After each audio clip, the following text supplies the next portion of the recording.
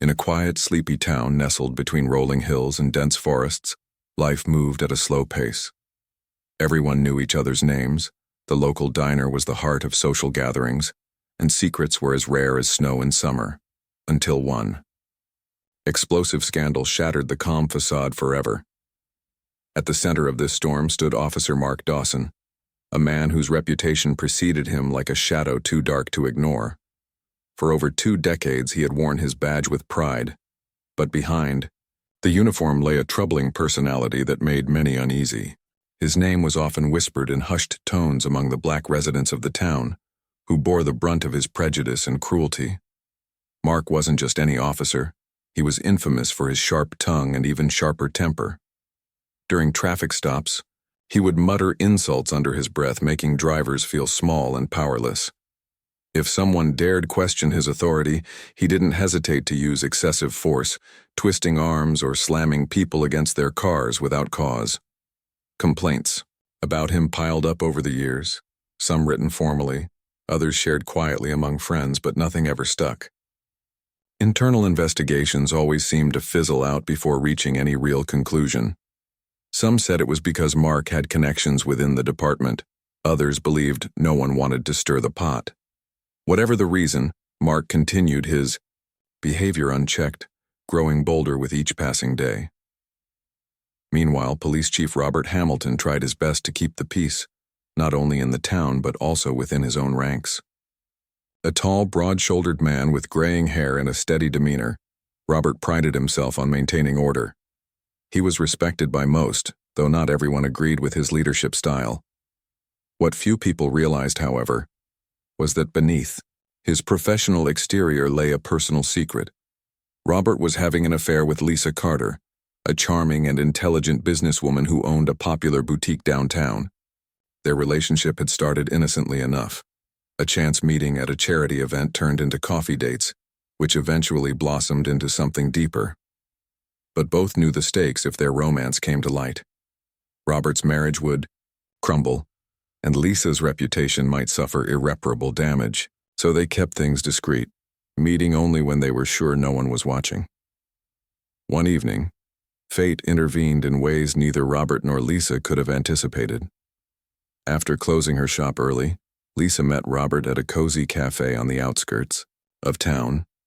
It was far enough from prying eyes, yet close enough for convenience. They laughed softly over steaming cups of tea, unaware that a pair of eyes was watching them from across the street. That pair of eyes belonged to none other than Mark Dawson. He had been driving home after a long shift when he spotted Lisa's car parked outside the cafe. Curiosity got the better of him, so he pulled over and peered through the window. What he saw enraged him. The woman he despised, the same woman he had harassed during countless traffic stops, was sitting cozily with the police chief. The realization hit him like a punch to the gut. Here was leverage, pure and simple, and Mark wasn't one to let opportunities slip through his fingers. For weeks afterward, Mark stewed in silence, plotting his next move. His hatred for Robert ran deep. He had always felt overshadowed by the chief's charisma and competence.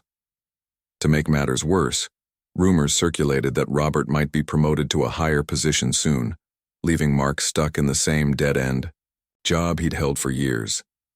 Now, armed with knowledge of the chief's illicit affair, Mark saw a chance to settle old scores. But revenge wasn't his only motive. There was something else driving him: greed. If played right, this situation could line his pockets nicely. All he needed was the perfect moment to strike. That moment arrived sooner than expected. One chilly night, while patrolling the main road leading out of town, Mark spotted Lisa's car speeding slightly above the limit. A sly smile crept across his face as he activated his sirens and pulled her over. Lisa groaned inwardly as she stepped out of her vehicle, already dreading another confrontation with the man she loathed. "Do you have any idea how fast you were going?" Mark barked, his voice dripping with mockery. Before she could respond, he grabbed her wrist and twisted it behind her back, forcing her against the hood of her car. Panic surged through Lisa. As cold metal clicked around her wrists, he had handcuffed her. "What are you doing? This is insane," Lisa cried, struggling against his grip. Mark leaned closer, his breath hot against her ear. "You think I don't know what's going on between you and the chief?" he hissed. "I saw you two together, and trust me, unless you want the whole town talking about your little love nest, you'll do exactly what I say." Lisa froze, her mind racing. She couldn't believe this was happening. Was he really threatening to expose her relationship with Robert? Fear gave way to anger as she glared at him. "You're disgusting," she spat. Mark chuckled darkly. "Save the dramatics, sweetheart. You'll cooperate or I'll make sure your life becomes a living hell." Hours later, Lisa found herself sitting in a dimly lit interrogation room at the station. Mark had detained her on fabricated charges, keeping her there long enough to ensure she understood the gravity of the situation. By the time she was released, her hands trembled and tears stained her cheeks. Still reeling from the ordeal, Lisa drove straight to Robert's house. When he opened the door, his expression shifted from surprise to concern as he took in her disheveled appearance. "Lisa, what happened?" he asked urgently. Without hesitation, she recounted every detail of her encounter with Mark: the handcuffs, the threats, the thinly veiled blackmail. Robert listened intently, his jaw tightening. With every word. By the time she finished, his fists were clenched so tightly that his knuckles turned white. The weight of the situation settled heavily on Robert's shoulders. On one hand, he wanted nothing more than to march into the station and confront Mark, head on. On the other hand, he knew such impulsiveness could backfire spectacularly. Exposing Mark meant exposing himself, and Lisa as well. Yet, doing nothing wasn't an option either.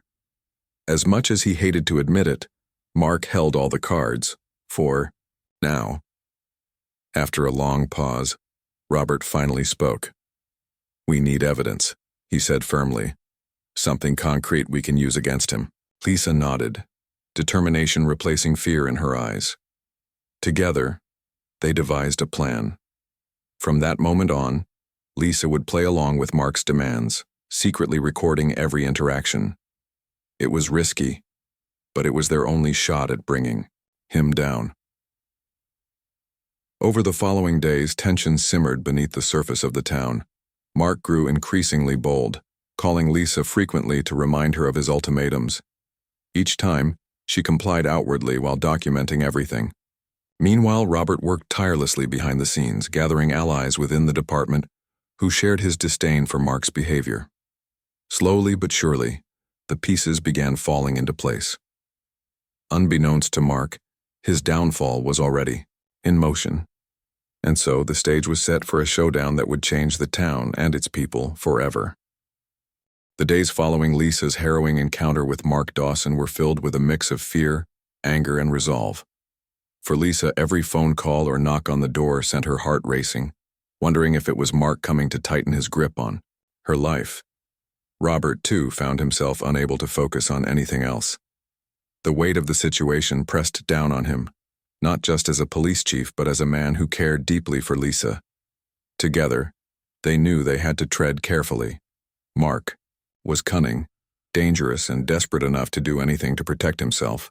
But desperation often made people reckless, and that was the crack in Mark's armor they intended to exploit. Mark, for his part, reveled in the power he now wielded over Lisa and indirectly over Robert. He had always thrived on control, feeding off the fear he instilled in others. Now, with Lisa at his mercy, he felt invincible. His calls to her became more frequent, his demands escalating each time. At first it was subtle. "Keep quiet about what happened," he would say, his tone laced with menace. Then came the money. One evening, as Lisa sat nervously in her living room, her phone buzzed. It was Mark again. She hesitated before answering, her fingers trembling as she swiped the screen. "I need $500 by tomorrow," he said without preamble. "Consider it protection money. You don't want me slipping up and letting something slip to the wrong people, do you?" Lisa's stomach churned. She wanted to scream, to tell him where he could shove his demands, but she forced herself to stay calm. This was exactly what Robert had warned her about. Every word Mark spoke needed to be documented, every interaction recorded. Taking a deep breath, she replied, "Fine. I'll get it to you. But this has to stop after this. Mark chuckled darkly. We'll see. How cooperative you are, sweetheart. Don't make me regret trusting you. With that, he hung up. Lisa stared at her phone, her hands shaking even more now. She hated feeling so powerless, but she reminded herself that this was temporary. Soon, Mark would dig his own grave, and she would be there to watch him fall. Meanwhile, Robert worked tirelessly behind the scenes. He couldn't risk drawing attention to himself, so he operated quietly, gathering allies within the department who shared his disdain for Mark's behavior. Detective Sarah Collins, a sharp and principled officer who had clashed with Mark several times in the past, proved to be an invaluable ally. When Robert approached her with the truth about Mark's actions, she didn't hesitate to join the fight. That bastard needs to go down, she said firmly. Whatever you need, I'm in. Together, they began piecing together evidence, not just from Lisa's recordings, but also from old complaints against Mark that had been swept under the rug. As the days turned into weeks, Mark grew bolder. Emboldened by Lisa's compliance, he started pushing harder, testing the limits of how far he could go. Late one night, he pulled her over again under the pretense of a routine traffic stop. This time, however, there was no pretense of legality. He yanked her out of the car, handcuffed her once more, and shoved her into the back seat of his patrol vehicle. You've been sloppy lately, he sneered, glancing at her through the rearview mirror. People talk, Lisa. They notice things. If you want me to keep my mouth shut, you'll need to step up your game. Lisa's mind raced. She had expected this meeting. It was part of the plan. But facing Mark's cruelty up close was still terrifying. What do you want from me? She asked, her voice steady despite the fear coursing through her veins. Mark smirked. Money, more of it. And maybe a little favor here and there. Nothing too big. Yet. He leaned closer, his eyes gleaming with malice. Don't think for a second that I won't ruin you if you cross me. Unbeknownst to Mark, every word he uttered was being captured, not just by Lisa's hidden recorder but also by the dashboard, camera in a nearby patrol car. Earlier that day, Robert and Sarah had orchestrated a covert operation, ensuring that another officer would be patrolling the area when Mark initiated his latest stunt. The plan was risky, but it paid off. As Mark continued berating Lisa, the microphone in the neighboring patrol car picked up fragments of their conversation. Though muffled, the audio was clear enough to identify Mark's threats and Lisa's terrified responses. Back at the station, Sarah reviewed the footage, her jaw tightening with each passing second. This is gold, she muttered to Robert, who stood beside her, arms crossed. With this, we can finally nail him. Robert nodded grimly. But we need to be careful. Mark's got friends in high places. If we move too quickly, he'll find a way to wriggle out of it. They decided to wait until they had amassed enough evidence to leave no room for doubt. That meant letting Mark continue his charade for a little while longer, a decision that weighed heavily on both of them, especially knowing the toll it was taking on Lisa. For Lisa, those days felt like an eternity. Each interaction with Mark left her emotionally drained, her nerves frayed to the breaking point. Yet she refused to give in. Every time he called or cornered her, she reminded herself why she was enduring this nightmare. Justice wasn't just about exposing Mark. It was about reclaiming her dignity and standing up for everyone else he had hurt. Slowly but surely, she began to feel a flicker of hope. With every recording, every piece of evidence, they were getting closer to ending his reign of terror. One particularly tense moment came when Mark demanded Lisa meet him at an abandoned warehouse on the outskirts of town.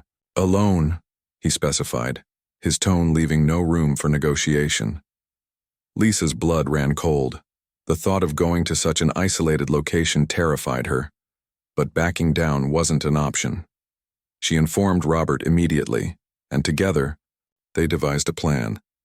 Robert arranged for backup to be stationed nearby, ready to intervene if things went south.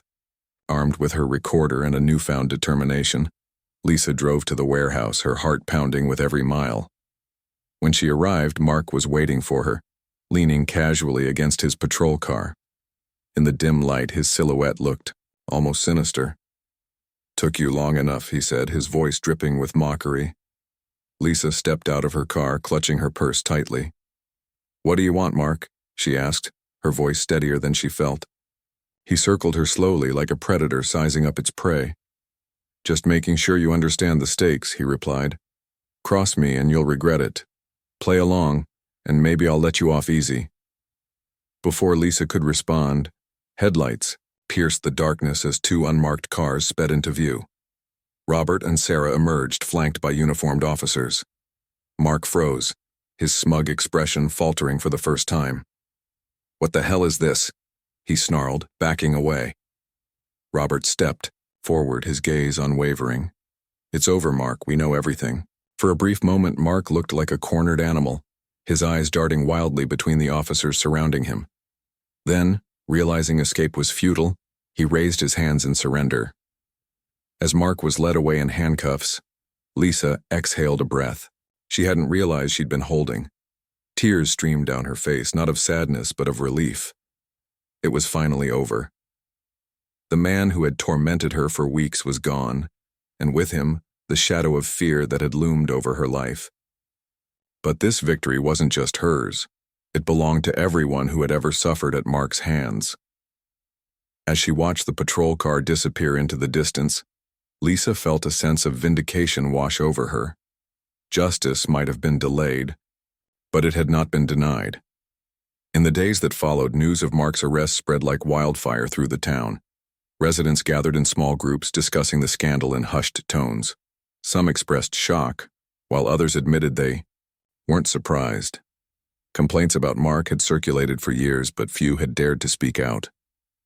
Now, with concrete evidence laid bare, the community began to reflect on the broader issues at play. Issues of accountability, racism, and systemic corruption. The town, once complacent, found itself grappling with uncomfortable truths about privilege and power. For Robert and Lisa, the aftermath brought its own challenges. Their relationship, though strengthened by the ordeal, remained complicated. Robert faced scrutiny for his role in the affair, with some questioning whether his judgment had been clouded by personal feelings, yet many acknowledged that his actions had ultimately served justice. Lisa, meanwhile, emerged as a symbol of resilience. Determined to turn her experience into something positive, she began advocating for victims of police misconduct, using her story to shine a light on the need for reform. As the dust settled, the town slowly began to heal. Mark Dawson's termination marked the end of an era, but it also signaled the beginning of change. Conversations that had long been avoided were finally being had, and steps were taken to ensure that no one else would suffer as Lisa had. While scars remained, they served as reminders of the strength it took to confront them. And in the hearts of those who had fought for justice, there lingered a quiet hope that even in the darkest corners of society, courage and integrity could prevail. The days following Mark Dawson's arrest were a whirlwind of emotions for everyone involved. For Lisa Carter, the relief of finally being free from his clutches was overwhelming, but it came with its own challenges. She had spent weeks living in fear, constantly looking over her shoulder, and now that the immediate danger was gone, she found herself grappling with the aftermath. The trauma of being handcuffed, threatened, and blackmailed lingered like a shadow, making it hard to sleep at night or focus during the day. Yet, despite the lingering scars, Lisa refused to let Mark's actions define her. Instead, she channeled her pain into purpose, determined to ensure that no one else would have to endure what she had. Robert Hamilton, too, faced a storm of scrutiny. As the police chief, he was expected to uphold the highest standards of integrity, yet his affair with Lisa had become public knowledge after Mark's threats surfaced. Some in the community questioned whether his personal relationship had clouded his judgment, while others criticized him for keeping such a significant secret hidden for so long. Rumors swirled about how much Robert had known, or suspected, about Mark's behavior before Lisa's ordeal came to light. Was he complicit in allowing Mark to continue unchecked, or was he simply another victim of the rogue officer's schemes? At first, Robert struggled to defend himself. He knew he had made mistakes, both personally and professionally, But he also believed that exposing Mark's corruption was the right thing to do. During press conferences and interviews, he spoke candidly about the situation, acknowledging his role in the scandal while emphasizing the importance of accountability.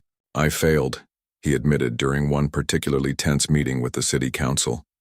"I failed to protect the people I swore to serve, and for that, I am deeply sorry. But we cannot move forward unless we confront these failures head-on." His words resonated with some, but not all. Critics argued that Robert's apology didn't go far enough, pointing out that systemic issues within the department had allowed someone like Mark to thrive unchecked for years. Others praised his transparency, seeing it as a step toward meaningful reform. Amidst the chaos, Robert leaned heavily on Lisa for support. Their bond had grown stronger through the ordeal, though they both knew their relationship would never be simple. Public opinion weighed heavily on them, forcing them to navigate their feelings cautiously. Still, they found solace in each other, drawing strength from the shared experience of standing up against injustice. Meanwhile, the investigation into Mark Dawson's misconduct intensified. Internal affairs officers pored over years' worth of complaints filed against him, uncovering patterns of abuse and prejudice that painted a chilling picture. Many victims came forward, emboldened by the news of his arrest, sharing stories of harassment, excessive force, and racial profiling. One man recounted how Mark had pulled him over for no reason, accusing him of carrying drugs despite having no probable cause. Another described being tased during a routine traffic stop because he asked why he was being detained. Each testimony added fuel to the fire, confirming what many had long suspected. Mark wasn't just a bad apple. He was emblematic of deeper flaws within the system. Detective Sarah Collins played a crucial role in piecing together the evidence against Mark. Her meticulous work ensured that every detail was documented, leaving no room for doubt.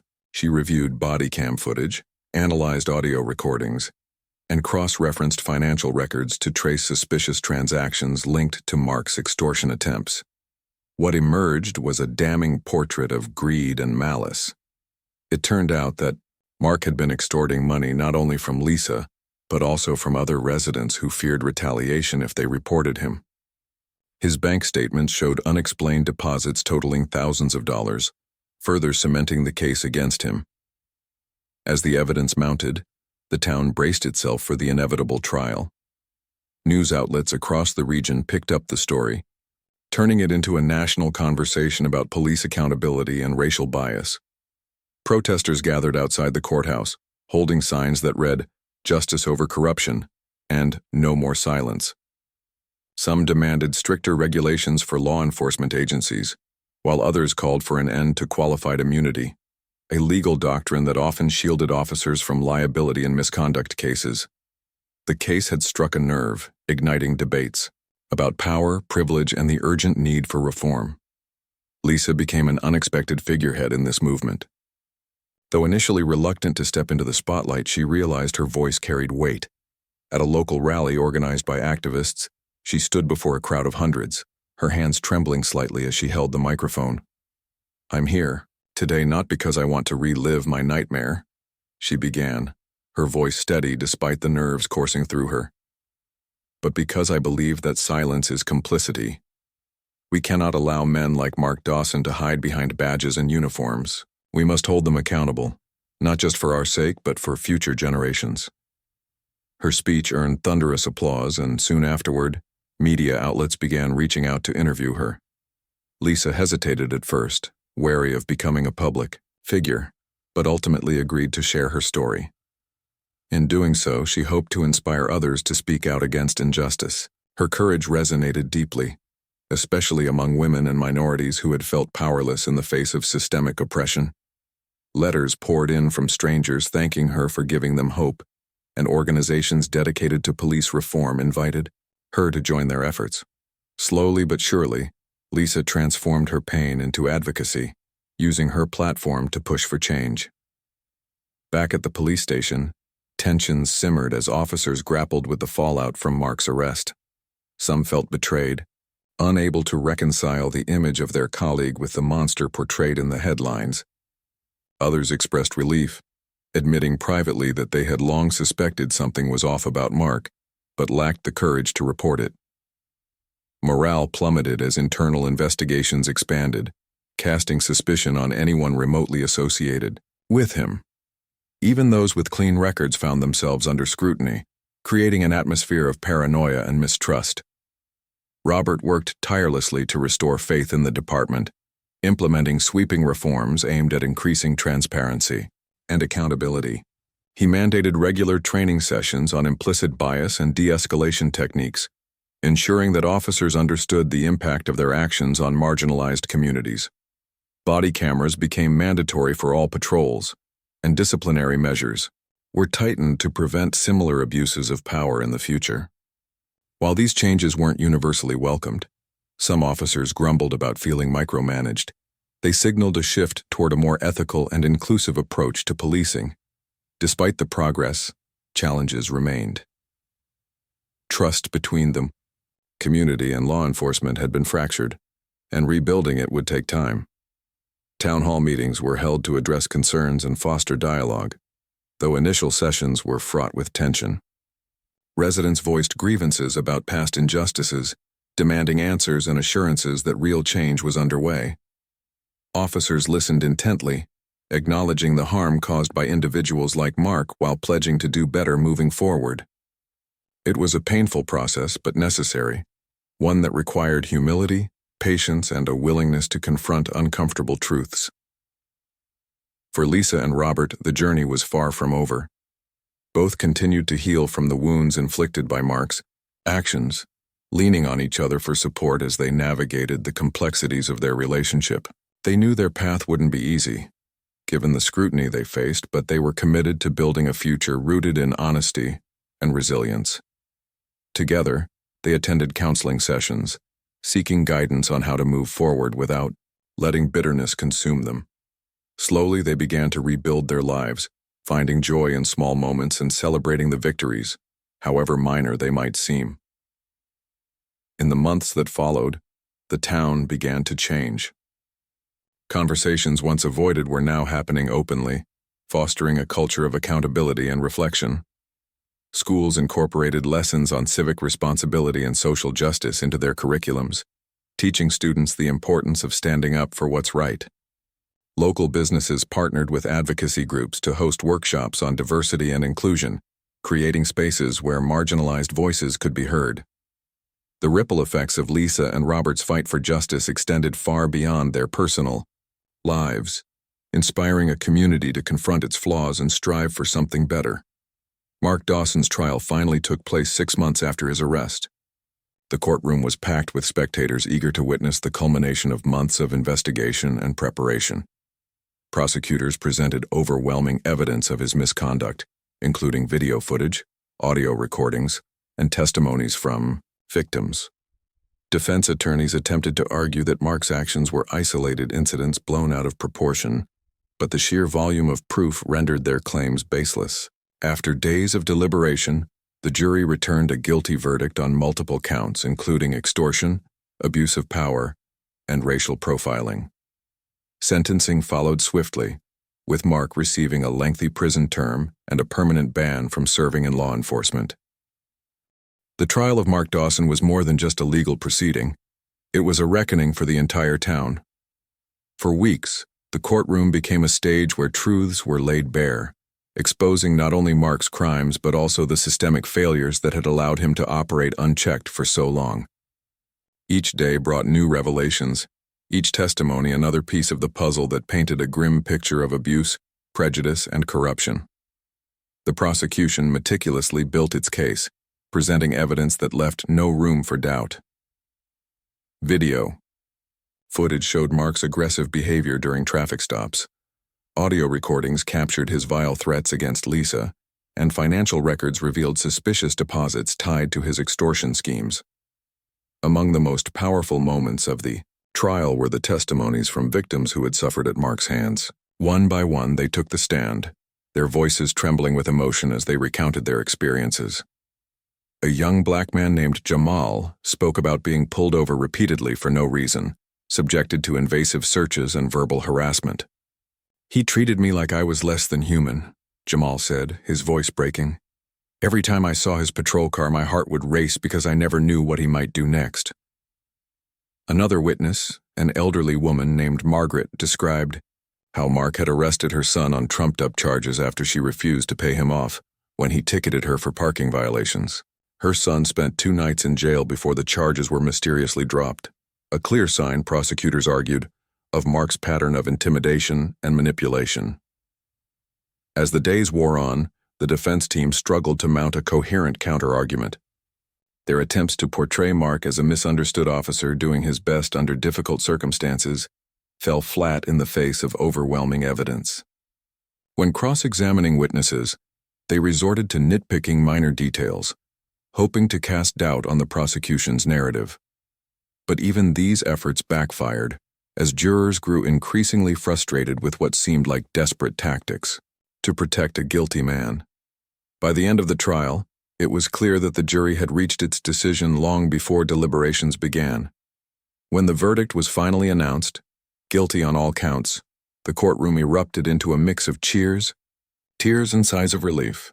Lisa sat silently in the front row, clutching Robert's hand tightly. Though justice had been served, the weight of everything she'd endured lingered heavily on her shoulders. For months, she had lived in fear of Mark, enduring his cruelty and threats while secretly documenting his actions. Now seeing him led away in handcuffs felt surreal, almost dreamlike. As reporters swarmed around her outside the courthouse eager for a statement, Lisa took a deep breath and stepped forward. "This isn't just about one bad officer," she said firmly. "It's about holding everyone accountable, no matter their position or power. We can't let fear silence us anymore." Her words resonated deeply, sparking conversations across the town and beyond. Local newspapers ran headlines praising Lisa's bravery, calling her a symbol of resilience and hope. Social media lit up with messages of support, many from people who had faced similar injustices but lacked the courage to speak out. Activists seized the moment, organizing rallies and workshops aimed at addressing systemic issues within law enforcement. The case had ignited a movement, forcing the community to confront uncomfortable truths about racism, privilege, and accountability. For Robert Hamilton, the aftermath of the trial was bittersweet.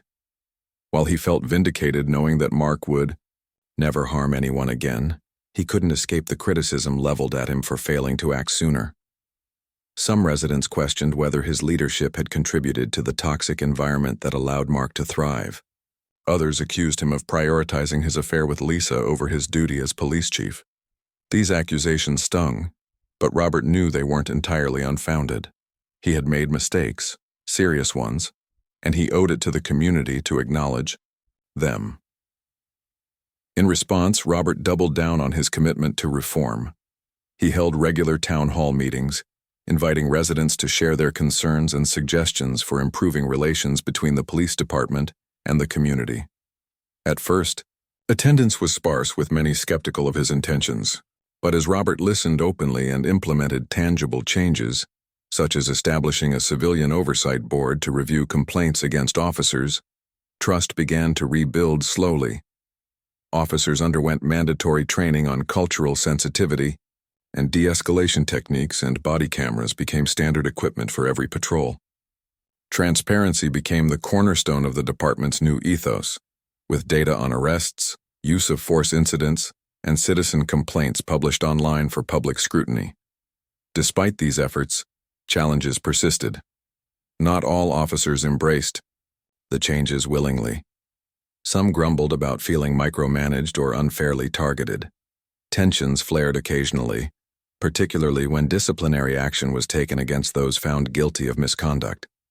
Yet Robert remained steadfast in his belief that accountability was non-negotiable. "If we want to regain the trust of this community, we have to hold ourselves to the highest standards," he told his team during one particularly heated meeting. "That means owning our mistakes and learning from them, not sweeping them under the rug." Lisa, meanwhile, threw herself into advocacy work, determined to turn her painful experience into something positive. She partnered with local organizations to launch initiatives focused on educating people about their rights during interactions with law enforcement. Workshops were held at schools, churches, and community centers, teaching attendees how to document incidents of misconduct and file formal complaints. Lisa also collaborated with activists to push for legislative reforms, lobbying lawmakers to strengthen protections for whistleblowers and eliminate qualified immunity, a legal doctrine that often shielded officers from liability in misconduct cases. Her activism didn't come without risks. Threats poured in, some anonymous, others brazenly direct. Hate mail arrived at her boutique, and strangers hurled insults at her on social media. But Lisa refused to be silenced. Instead, she leaned on Robert and her growing network of supporters for strength, drawing inspiration from the countless stories of resilience she encountered along the way. Every time someone reaches out to thank me for speaking up, I remember why I'm doing this, she told a reporter during an interview. Change doesn't happen overnight, but if we keep pushing, we'll get there. As months passed, the town began to transform. Conversations once avoided were now happening openly, fostering a culture of accountability and reflection. Schools incorporated lessons on civic responsibility and social justice into their curriculums, teaching students the importance of standing up for what's right. Local businesses partnered with advocacy groups to host workshops on diversity and inclusion, creating spaces where marginalized voices could be heard. The ripple effects of Lisa and Robert's fight for justice extended far beyond their personal lives, inspiring a community to confront its flaws and strive for something better. Even as progress unfolded, reminders of the past lingered. Mark Dawson's name still evoked anger and disgust whenever mentioned, serving as a cautionary tale about the dangers of unchecked power. His sentencing, a decade behind bars and a lifetime ban from law enforcement, was celebrated as a victory, but it wasn't enough to erase the damage he had caused. Victims continued to heal, attending therapy sessions and support groups to process their trauma. Families affected by his actions sought restitution, filing civil lawsuits to hold him financially accountable for the harm he had inflicted. Through it all, Lisa and Robert remained committed to building a brighter future, not just for themselves, but for everyone in the town. They attended counseling together, navigating the complexities of their relationship while supporting each other through the healing process. Slowly, they began to find joy again, cherishing quiet moments together and celebrating small victories along the way. Their love, tested by adversity, emerged stronger than ever, rooted in a shared determination to make the world a better place. As the town prepared to mark the one-year anniversary of Mark's arrest, plans were underway for a commemorative event. Organizers envisioned a day of reflection and celebration, honoring those who had fought for justice while reaffirming the community's commitment to change. Speakers would include Lisa, Robert, and several victims who had found the courage to speak out. Art installations and performances would highlight themes of resilience and unity, reminding everyone present of the power of collective action. On the morning of the event, the park where it was held buzzed with energy. Hundreds gathered, carrying signs bearing messages of hope and solidarity. Children played nearby, blissfully unaware of the struggles that had shaped the community's journey toward healing. As Lisa took the stage to deliver the keynote speech, the crowd fell silent, hanging on her every word. "Today we celebrate not just a victory over one man's cruelty," she began, her voice steady despite the emotions swirling inside her. "We celebrate the courage it takes to stand up, to speak out, and to demand better, for ourselves and for each other. Let this be a reminder that even in our darkest moments, we have the power to create light." The one-year anniversary of Mark Dawson's arrest marked a turning point for the town, a moment to reflect on how far they had come and to acknowledge the work that still lay ahead. The commemorative event in the park was more than just a celebration. It was a testament to resilience, unity, and the power of collective action. As Lisa Carter stood on the stage, her voice carried a sense of purpose that resonated deeply with everyone present. She spoke not just as a victim, but as a survivor, someone who had transformed pain into progress. Her words were met with cheers, applause, and tears, emotions that reflected the shared journey of a community determined to heal. For Lisa, the past year had been transformative. Once defined by fear and humiliation, she now embodied strength and courage. Her advocacy work had taken center stage in her life, becoming her mission. Workshops she led empowered people to understand their rights and demand accountability from those in positions of authority. Collaborations with activists resulted in tangible policy changes at both local and state levels. Laws were rewritten to strip away protections that shielded officers like Mark from consequences for their misconduct. Qualified immunity, long considered untouchable, was reformed, ensuring that victims could seek justice without insurmountable legal barriers. Lisa's efforts weren't limited to systemic reforms. She also focused on healing wounds within the community itself. Support.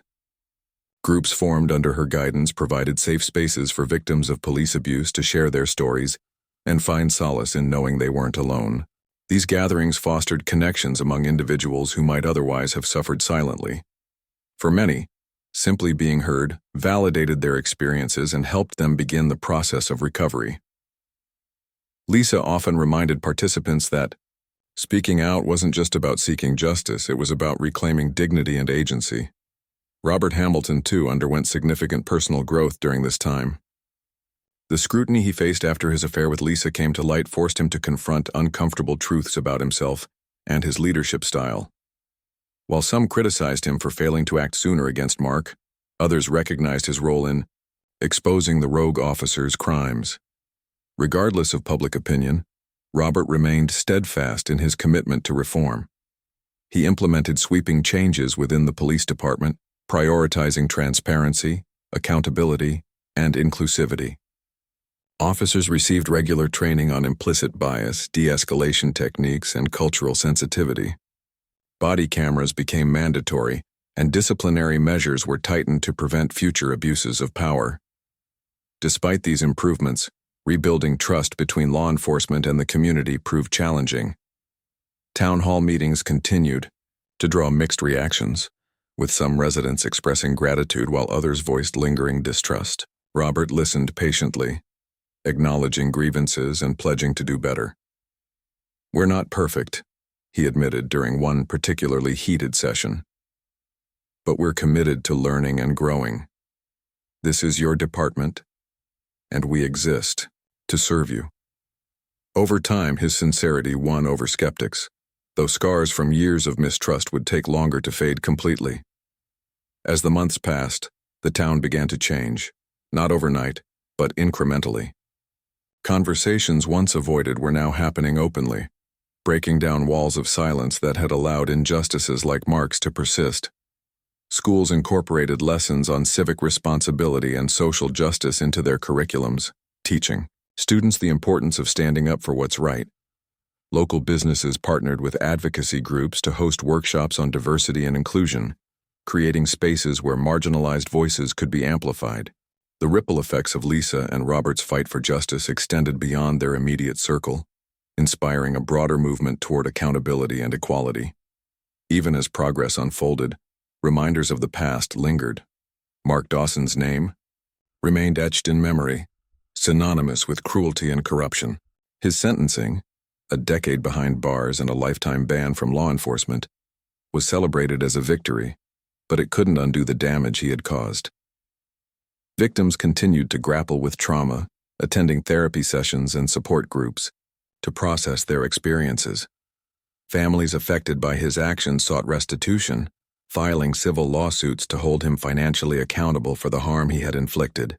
Though justice had been served, healing was an ongoing process. Through it all, Lisa and Robert remained pillars of strength for each other and for the community. Their relationship, tested by adversity, emerged stronger than ever, rooted in a shared determination to make the world a better place. They attended counseling together, navigating the complexities of their bond while supporting each other through the healing process.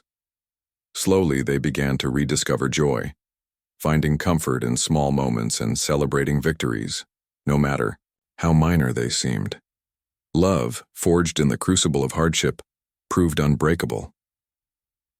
One evening, months after the commemorative event, Lisa and Robert found themselves walking hand in hand through the park where the celebration had taken place. The air was crisp, leaves rustling softly in the autumn breeze. Streetlights cast a warm glow over the empty benches and winding paths. It was quiet now, devoid of the crowds and noise that had filled it earlier. Pausing near a mural painted by local artists, a vibrant depiction of unity and resilience, they stopped to admire it.